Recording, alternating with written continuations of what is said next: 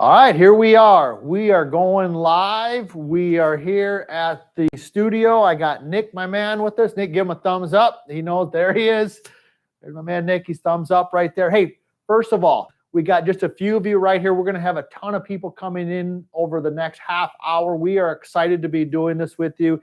This is a concept. This is an idea that Nick and I have been kicking around, and the team here at US Golf TV, VLS Golf, we've been kicking around for a while, a way for us to interact with you. A way for us to have more of a personal relationship with you, because I hope what you're finding as you're following our content, whether it be on our website or here on our YouTube channel, that we're here to just help you play better golf, and we got a real passion for that. And this is your home. This is where you can come to learn and to share and have information about how you get better at golf. And today we're going to specifically talk about chipping. It's one of my favorite things to teach. Quite honestly, if I can only teach one thing, it would probably be chipping. And why is that? Because chipping is the one thing, quite honestly, that can lower the score the quickest, the fastest for the everyday golfer. And just almost a decade ago, when Nick and I set out on this journey and the whole team started doing this stuff, we did a video, three chipping mistakes. And that video has received, I just looked at it actually last night, 4.1 million views. And a lot of you, that might have been how you first came across your information. So today, here's what we're going to do. We got a half hour together. I'm going to make sure and share some time at the end also for some questions, some Q&A. And hey, if you like what we're doing, please put some things in the comments. My first question I always ask, for those of you who follow us, you know right where we're going. Where are you from? Where are you from? We love hearing where you're from, because it's just so cool to see the information. So today I'm going to talk about, number one, your wedge's best kept secret. There's a secret to your wedge that can make chipping way easier. That's where we're going to start. Then number two is we're going to talk about why the hinge and hold, a very common method in chipping. The hinge and the hold, I don't want to say it's necessarily wrong, but it might not be the right method all of the time. All right. Then number three, we're going to talk about the setup. What are some things that you should be doing when you're hitting a chip shot? Okay. And then we're going to dive into the motion. I'm going to give you a simple checkpoint on the motion. I'm going to give you my two favorite drills that I give all of my students, no matter if they're a tour professional or a beginner. And of course, we got to give you something for just showing up. All right. Nick's going to give you a discount code for some short game stuff. He's going to throw that in there. So we got people jumping in already. Look at this. We got Seattle. We got California. We got Pennsylvania, we got UK, North Carolina, Ohio. This is Nick. Are you fired up, buddy? You know Nick is fired up. I am fired up. All right, here we go. Let's get into this, because we're going to learn some stuff. And all right, first of all, chipping. All right, I'm going to define a chip shot. All right, here's how we're going to define a chip shot today, folks. When we make a motion where the hands, okay, the hands stay from waist high, below, basically waist high or below. All right, waist high or below. That's what we're going to define a chip shot. If my hands start getting above waist high, see how now they're more at like chest height? Okay, that's a pitch. That's a pitch shot. Today, we're talking about chipping. So we got to define the shot. The shot is anytime the hands stay waist high or below. All right, now that we've defined it, let's talk about it. Here's your wedge's best kept secret. So if I look at this, I'm going to get in here nice and snug right up on top of Nick there. So I've got my 6-iron and I've got my 58 degree. Everybody see the difference on the bottom there? We call the sole or the bottom. What you'll see, of course, the 6-iron is definitely thinner, right? Then my 58 is wider there. But also you're going to notice that on the 58, there's more curve or there's more roll. Everybody can, hopefully you can see that. All right, if you know what we call that, go ahead and throw it in the comments. If you've been following our stuff, you know what that is already. Now, why that is important is because we call that the bounce. The bounce. The curve on the bottom of the club is what we call the bounce. All right. Now, when they design golf clubs, they put bounce on there because it makes shots easier. Okay, so the first thing, if you hopefully you got a piece of a paper out or a pencil, or you got your phone and you're taking some notes, and I have all this stuff. Okay, some of you, if you've read the book or not, I always keep it handy. All right, The Bad Lie. I've got all this, chapter 25. Everything I'm talking about today is right in the book in chapter 25. All right, bounce is good. All right, If you only remember one thing from today, it is that bounce is good. Bounce is your friend. All right? Make sense? So we've defined the shot. We've talked about your wedge's best kept secret, which is the bounce, the curve on the bottom. All right? Now, here's what you got to know. Here's what you need to know. When you set the club down, see how the leading edge is just a little bit off there? The leading edge right here is a little bit off the ground. When I take the wedge and I move it forward like this, see how the leading edge goes down? I move it back. See how the leading edge comes up off the ground. Everybody see that? Hands forward, hands back. Okay? Make sense? All right, so when we take the hands and we move them way forward, we decrease the bounce. All right, but what's your wedge's best kept secret? Bounce. Bounce is good. Bounce is your friend. So when you set in there and you move your hands way in front, what you're doing is you're decreasing the bounce and you're making the leading edge dig. All right, and when we do that with a shot that's very short and doesn't have a lot of speed, if we hit behind it at all, the club tends to dig. All right, so that's why I wouldn't say I'm not a fan of the hinge and hold, but it's not the shot that you want to hit most of the time when you're chipping, because when you hinge it and you de-loft it, that decreases the bounce. Okay, does that make sense? If not, we're going to have some questions at the end, so go ahead and start throwing those in there a little bit. Nick, look at where all these people are. We got Arizona, we got Iowa, we got New Jersey, Mississippi. I love it. Look at Adrian, India. Adrian, 74 years old. You're an experienced golfer, my friend. That's why you're here at US Golf TV. So let's talk about the setup. Let's get into some good information. So get your phone out, get your pencil out, write these things. I'm going to give you 3 things in the setup. Number 1 is ball position. Where should the ball be positioned on the feet? So got an old club shaft here. All right, got my golf ball. Everybody can see that. All right. So I'm going to take this old golf shaft or alignment rod, and I'm just going to put it down so it's facing you directly right there. Everybody see how we're doing that? All right, now in the setup, I want you to position the ball in the middle of your heels. See how I'm doing that? The ball is positioned in the middle of my heels. All right, also my toes are flared out slightly. So see how my heels are closer, my toes are flared away. And the ball is positioned in the middle of my heels. A common mistake that a lot of golfers make is they position the ball way off their back foot like this. All right? I'm not saying that's terrible, but it would not be ideal in my opinion because of what we just learned. Remember, bounce is your friend. It's the best kept secret, right? So here we go. Ball's in the center of the heels. Okay? Heels are closer than toes. All right? And then you're going to have a little bit of weight or pressure on your lead foot. How much? I'd probably say 65%, maybe 70% of the weight's on my lead foot. Okay, and here's the third thing and probably the most important thing. That is the position of the handle right here, the butt end of the club. When it's set in there, I want the handle, so here's my belt buckle, okay? Got my belt buckle, got a new belt actually. I bought this when Nick and I were down shooting some content. Right, Nick, this is a nice belt, isn't it? Nick and I were down in Arizona a couple weeks ago, and we were shooting some golf content, and I said, Nick, I'm buying myself a new belt because they had nice belts at the course that we shot stuff at. So, all right, anyhow, back on task here. So, butt end of the club is pointed just ever so slightly in front of my belt buckle, not towards my left pocket, okay? Not towards my right pocket. If you've read the book, if you read The Bad Lie, you know where we're going with the left pocket, right pocket stuff. But it's just ever so slightly in front of the golf ball. So let's review that setup, and then we're going to talk about the motion. All right, here we go. I put an alignment rod down or an old club shaft or a club just to mark the spot. Ball's in the center of my heels. Heels are close, toes are out, weight's a little forward. The butt end of the club is equal to the ball. See that? Or just slightly in front. It's not way in front. See how that's way in front of the ball?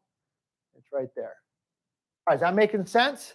If not, throw some questions in the chat. Throw some questions in the chat. Nick's monitoring that. He's going to start writing those down, and we're going to be answering those at the end. All right, so here's what we've learned so far. We're moving quick. We're moving quick. Number 1. The best designed thing of a wedge is bounce. Bounce is good. When you move your hands forward, you decrease bounce. When you move your hands back, you increase bounce. Okay? That's number one. Number two, the setup. It's not complicated. All right? That's why you come to US Golf TV. That's why you follow the information that we have here. All right? That's why you read our articles on usgolftv.com. Nick, if you haven't already, throw that in there, usgolftv.com. That's where we have our articles. It's also how you get on our email list. So you get all of our discounts and all of our stuff. And that's how you probably found out maybe even about this webinar today. But balls in the center of the heels, heels close, toes out, weight a little forward, handle equal with the ball. All right, everybody with me? Okay, now let's talk about the motion. Let's talk about the motion. Let's keep this thing simple. Let's keep this thing simple. So here's the simple checkpoint I want you to have. All right, in the chipping motion.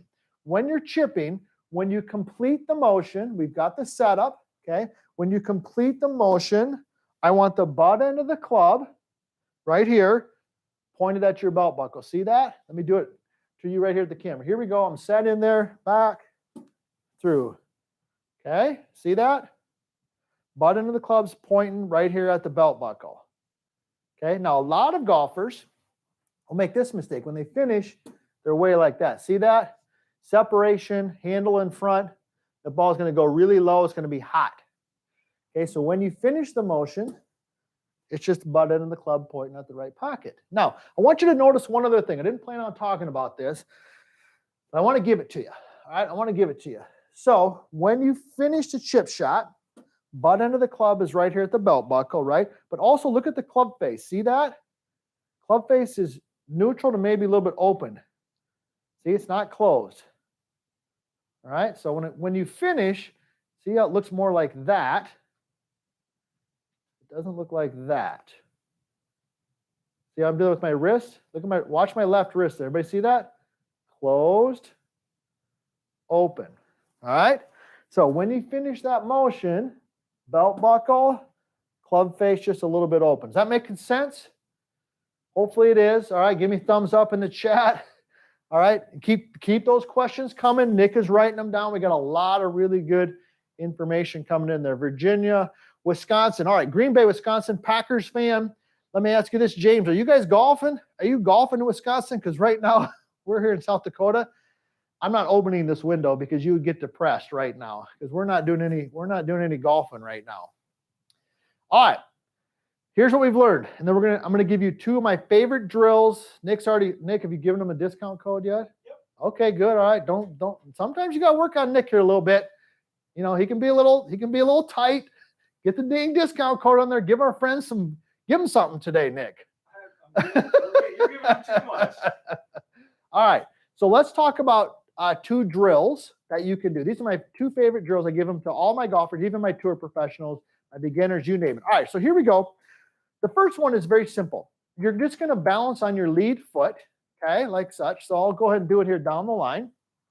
I'm set like this. I'm just going to balance on my lead foot, and I'm going to take my trail foot, and I'm just going to have it. Now, based on your ability to balance, all right, some of you are going to be better than others, all right? I'm into this experience group now myself. So when you take your trail foot, I just kind of have it tapped right there. Some of you will be able to lift it off. That's cool. All right, but I'm just going to balance right there, and I'm just going to make motions, okay? Now, what are we feeling there? What you're feeling is just stability, calmness, steadiness, not tight, not tension. You're calm, but you're steady, okay? But if you're not going to be falling back, okay, you certainly wouldn't be going forward, but you're staying nice and steady. So that would be the first drill. Now, here's the thing, because I got this a lot in my coaching. Where would I position the ball when you do that drill? Position it so that the ball is equal. See how it's equal there? Now, you know in the setup, because you learned this already or you read it in the book, right? That the ball's in the middle of the heels on a normal setup. But when you're doing this drill, just position the ball so it's equal with your lead foot like that. All right, so that's drill number one. Drill number two. Very simple again. This is one of the things that I hope you find here with the team and what we do is like golf is hard, right? Golf is hard. And at times the industry makes the game way too complicated, quite frankly. I mean, I read some of this stuff, and this is what I do for a living. Nick and I and the whole team here, we do this every day, all day. And I read some of this stuff. I'm like, holy smokes. Like, how would a regular golfer who plays once a week or a couple times a month understand all this? The game is hard, but the game doesn't need to be complicated. The game can be simple concepts. All right. So that little drill, just chipping off your left foot or your lead foot, that's doing 15 different things to help you improve your motion, but you don't need to worry about that. All you got to do is just set up off your lead foot. The same way with the next drill I want to give you. And that's just hitting some chip shots with your trail hand. So I'm a right-handed golfer. I'm just going to take my lead hand, which is my left hand, put it in my pocket, and just make some motion. See? Right? And I'm just chipping. Right? Down the line, looks something like this. Boom. Okay? Now, what's that going to help with? It's going to help with rhythm. It's going to help with contact. It's going to help with flow. It's going to help with all types of different things. So those would be the two couple drills. So here's what we've learned so far, and then I'm going to answer a couple questions. And I got one thing I want to share with you, just a philosophy or a thought at the end that I think can really help you with your chipping. But so here's what we've learned. Number one, the best kept secret on a wedge is bounce. Man, bounce is good. It's your friend. It makes shots easier. So when you move the hands way in front, it's not terrible, but understand that you're taking away of the greatest thing I believe in a wedge, which is the bounce. When your hands go forward, the leading edge goes down. All right, we learned that. We learned the setup. Ball's in the center of the heels. The heels are closer than the toes. Okay, the weight's a little forward. And the butt end of the club is just pointed kind of at the belt buckle. Okay, that's it. That's it. The motion, it's not all these crazy things. The motion is when you finish the motion, just feel like the butt end of the club is pointed right here at your belt buckle. Boom. Okay? And if you do that, you're going to be pretty close. You feel like you're struggling? Do these two drills. Do them off your lead foot. That don't take much, right? You'll be amazed at how your contact improves, and then a little bit of trail hand only. All right, here we go. Let's get into some questions. Nick, what do we got? I had a couple people, Cliff and Jeffrey, asking about grip pressure. Lead hand, trail hand. Should there be more grip pressure on one or the other? All right, great question. Thank you for asking that, because those of you who have the courage to throw it in the chat, I guarantee you somebody who's watching wants to know the same thing. All right, grip pressure. So here's what's important with grip pressure is that it needs to be consistent, okay? Whether it's light, whether it's medium, or it's firm, it should be consistent through the motion. So I have had students who grip the club and chipping. They grip it pretty firm or pretty tight, but it stays that way through the whole motion. I have others who say that they grip it a little bit lighter, but it stays light through the motion. When people get into trouble with grip pressure is typically when they start light and then they go tight. So they start out light, they're nice and calm and relaxed, and then they start the motion, they grip it tighter. Okay? So if that's you, I think your best bet would be to just grip it tight from the beginning and just be consistent.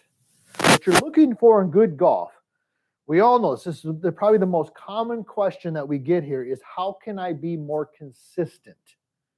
How can I be more consistent with my putting, my bunkers, my driver, my contact, you name it? People are looking for consistency.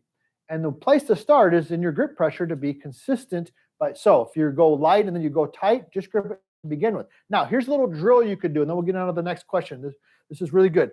To feel the difference, just practice it. So you set up and grip it light, and then grip it as tight as you can, and then relax it. And then grip it tight, and then relax it. And feel the difference between those pressures. And what will eventually happen is you'll gain a little bit more touch and feel. So hope that helps. All right, what else we got, Nick? Keith asked, how do you hear flipping? Okay, so Keith asked, how do we navigate flipping? Okay, really good question. So here's my philosophy on that. Most people, in my experience, flip when they hit a chip shot because in their setup, they've de-lofted it. So what happens is they de-loft the golf club because somebody told them to use hinge and hold. And I'm not saying hinge and hold is terrible because I don't want to get a bunch of nasty emails from people because people get really fired up about this, right? But when you de-loft the golf club, but you're trying to hit the ball high and soft, which is what we do with most chip shots, then we start trying to add loft back on and then the flipping starts. So what I would suggest you do is start when you're set up, take the club face and just rotate it a little bit open. Nothing crazy, just rotate a little bit open. And then when you finish, just make sure the butt of the club's pointing at your belt buckle. You could even do a couple of these drills where you just go from setup. I did this one last weekend actually with one of my tour pros, where you just set up, right? And then I just went straight to finish. No backswing. Of course, I'm not hitting the ball, but set up, finish. Set up, finish. Okay, now you got the feel. Now go ahead and recreate that feel. All right, what else we got, Nick? Bree said that they chip better with an 8-iron versus a pitching wedge. Is there a reason for that? Good question. Okay, so Bree asked, if you didn't hear that, Bree asked that in general, she says she chips better with an 8-iron than she does with a pitching wedge. Okay, good question. So here's the thought. I believe that most golfers should typically practice their chipping with maybe 3 clubs. So for me, I got a 58, I've got my 50, and, I might go a pitching wedge. Well, matter of fact, let me switch that up because Bree said an 8-iron. Let me go 8-iron. So I think that most golfers, you might practice your chipping with 3 different clubs. One like an 8-iron or a 9-iron for more bump and roll. Middle wedge like a 50 or a 54 for kind of a stock shot. And then a 58 for the higher shots, okay? I don't think that most golfers have time to practice their chipping with 4 or 5, 6 different clubs. At the most 3. Matter of fact, some of you might just be 2, all right? Now, why might you be better with an 8-iron versus well, it could be you might have more control. You might feel like you get the ball on the ground and rolling more, which is a good idea. If I'm hitting a chip shot and the pin is way across the green, it's definitely better to hit a little bit lower and let it roll there than it is to hit a high launching flop shot. So that might be why you find it's a little bit easier to chip with the 8-iron versus the pitching wedge. So, all right, what else we got, Nick?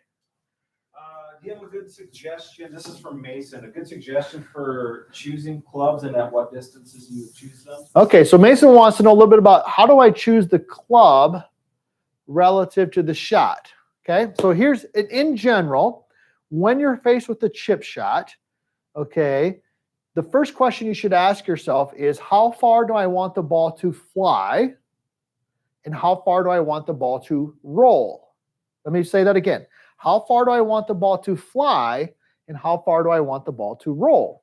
All right. Now, in general, like Ree was just asking there, that in general, the sooner we can get the ball on the green and rolling, in general, the better. So if I have a shot that's way across the green, I'm going to land that ball 4, 5, 6 feet on the green, and then I might let it roll the next 30 or 40 feet. Okay.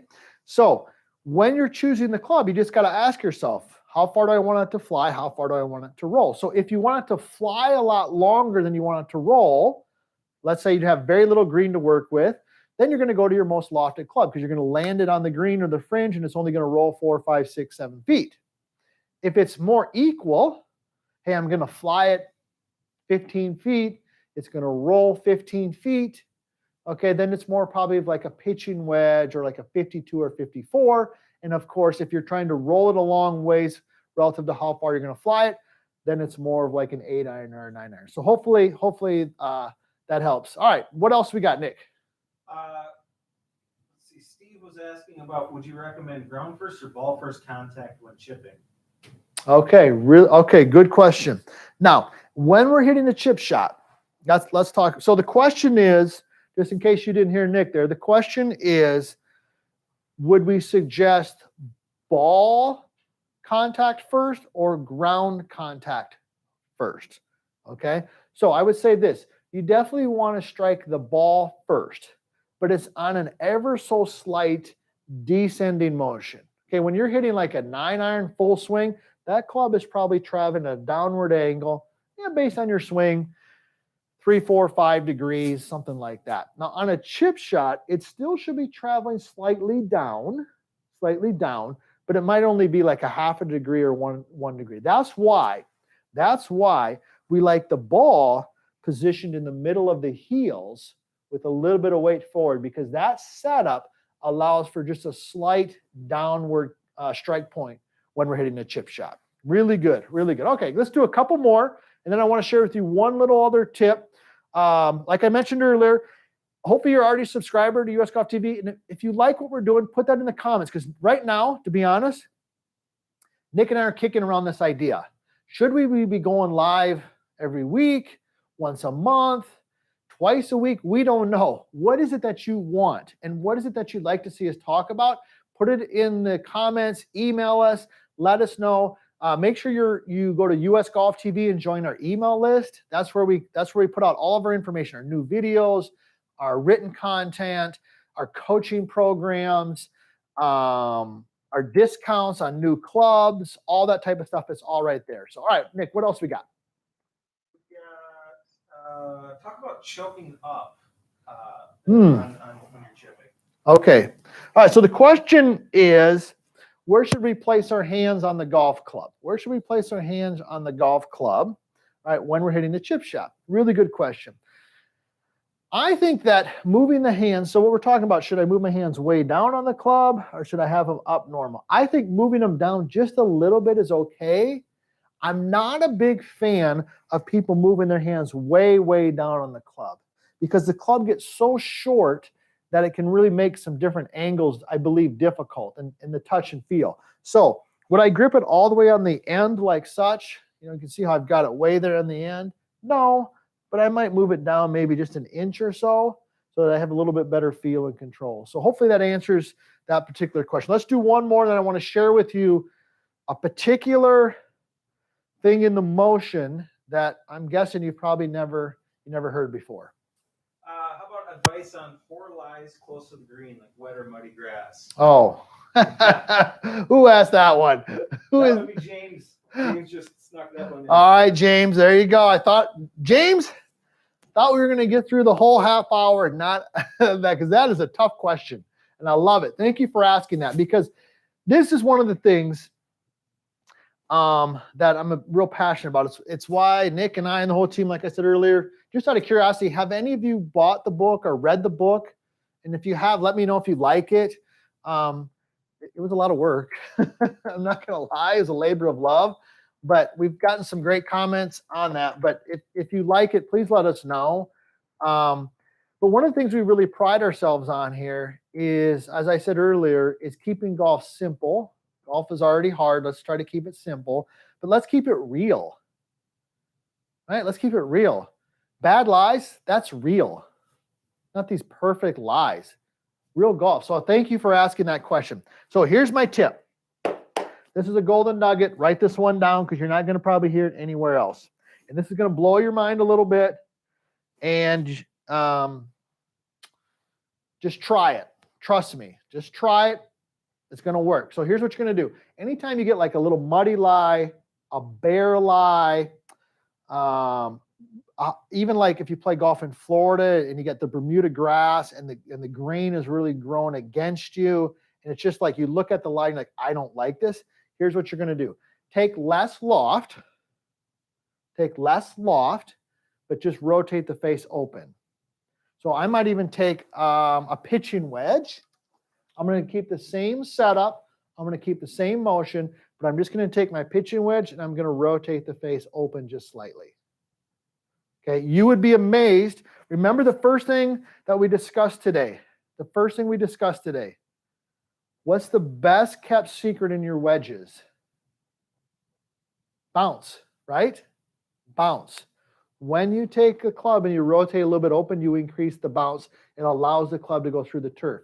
So my first suggestion would be to take your pitching wedge, rotate it a little bit open. Of course, you got to adjust your aim. You're going to have to, if you're a right-handed golfer, you're going to have to aim a little bit left and make the same motion. You will be pleasantly surprised at how nice that ball comes out. Now, if that doesn't work, I got one other tip here for you. If that doesn't work, you can do this. Now, this is, take your hybrid. Now, this one here is our Max Vert. It's even got the sticker still on it because it's so new. We just got these in their prototypes. Nick and the team just started making them available. This is our 22 degree. But Nick, they can find these. Are these available yet? Okay, Nick's giving me the nod. I don't want to put him on the spot. He's getting a little defensive over there. It's like I'm telling him about products that aren't available. But okay, so take your hybrid. Believe it or not, take your hybrid on those pour lies. Set up like you're gonna hit a putt. Okay, like you're gonna hit a putt and make a putting motion. And what'll happen is, see in the bottom of the design here, we call this the ground hugging sole on the Max Vert that we designed. But you can see see how long it is and it's flat. That'll go through the turf a lot easier. And with 22 degrees of loft on there, the ball will just pop up a little bit and skid right through the turf. So those are two ways to practice it. Or hit the shot, pitch and wedge, rotate the face open. You don't have to use a Max Vert. You can use your own hybrid, but if you want to use a Max Vert, you sure can. And grab a hybrid and make a putting motion. All right. Now, I promised you one other thing to look for in your chipping that can really help you out. And this is especially true if you chunk them or chili dip them. All right. If you chunk it, chili dip it, you name it, this is for you. All right. So here's where we go. Got a golf ball. All right, let me find my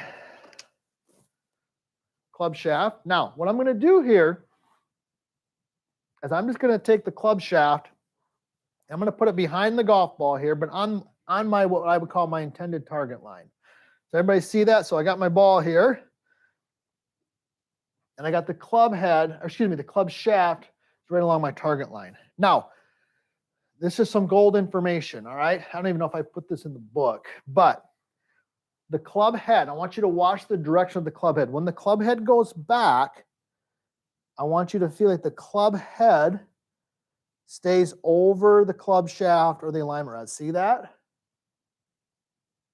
Versus if you're chili dipping or chunking, odds are the club head is going in here. See the difference? All right, and as the club goes in and around, the bottom of the swing goes backwards. As the club head stays more on the target line, the bottom of the swing stays down where the ball is at. So in a nutshell, if I'm set in here and I'm making practice swings and I swing this straight back and straight through, see how the club hits in between my feet? If I start swinging around my body, I start hitting the mat behind. And of course, if I went the other direction, I'd start hitting in front. So if you're chili dipping or chunking your chip shots, golf ball, I use an alignment rod. You could just use a golf tee. You know what I mean? I could take this golf tee and just put it right there too. That would work. See, I got the tee there. And just feel like the club head works up over the tee, and that will move the bottom of your swing in the correct spot. So, hey, this has been a lot of fun. This has been a lot of fun for us. I hope you like what we're doing here. At the end of the day, hopefully you find US Golf TV, VLS Golf. This is the place you go to share your passion for the game. It's something that Nick and I and the team, we love to do. We're here for all golfers, but we really like our experienced golfers out there because we believe that a lot of the information out there, it's good. It's good information. But can you really swing the golf club like John Rahm or Justin Thomas or all these young guys and gals? I mean, I sure can't, but I love the game just as much as they do.